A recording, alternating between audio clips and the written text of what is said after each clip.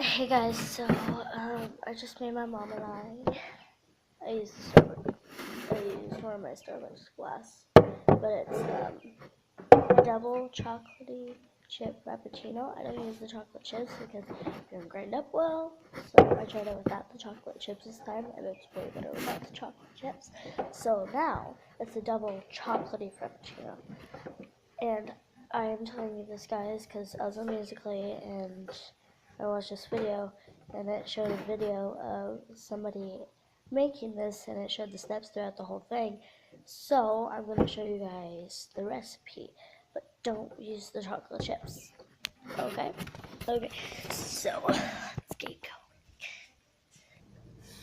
Alright guys, so you are going to need a blender for this process. My blender's one half of it's there and the other half is over there. So you're gonna need a blender to blend all this up. And then my suggestion is, if you have it, I haven't tried it with normal milk since we are out of normal milk, but when we get it, I'm gonna try it with normal milk. I use the Silk Almond. It's just chocolate milk, pretty much, but it's better for you than other, like the chocolate milk. The other chocolate milk. 50% more calcium than dairy milk. So, and then you're gonna need 2 tablespoons of sugar. So, got my sugar. And then you're going to need 2 tablespoons of that. So I'm not going to make it here because I didn't want to do that since I already made some. So yeah. And then next, you're going to need chocolate syrup, which is 3 tablespoons of that.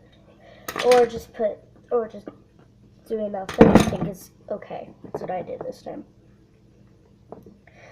And then 2 cups of ice. I'm not going to do the chocolate chips because it makes it like all weird and there's just little pieces, so don't do the chocolate chips. And then 1/8 of vanilla extract. I use 1/4, which is, my mom told me, closest to 1/8. So yeah, and I just did that this time. I made it okay. And then you blend it with ice crush and blend. I just did some other ones too, but it's the main one. And then maybe shake it up and then drink. I'm telling you this, guys, if you aren't on Musically, and if you haven't seen the video.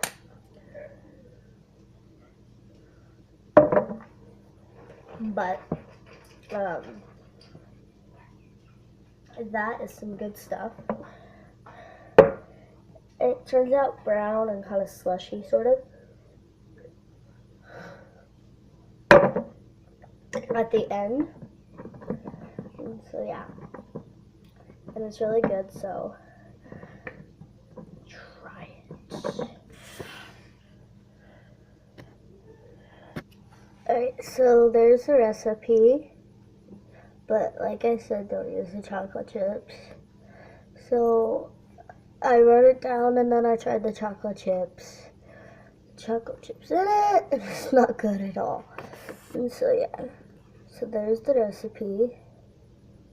I don't know if you guys can read it, but there's the recipe. And preferably, so it makes it more fancy, if you have one, put it in like a Starbucks jar, or, well, you can put it in any bottle that you want, but to make it like more fancy and stuff, put it in a Starbucks jar, or like one of those plastic jars with the lids at the tops, like the mason jars, but with the lids at the tops, with the lid at the top. Any kind that you really want, but I like putting it in my s'mores or not in my Starbucks, but in my Starbucks. This bottle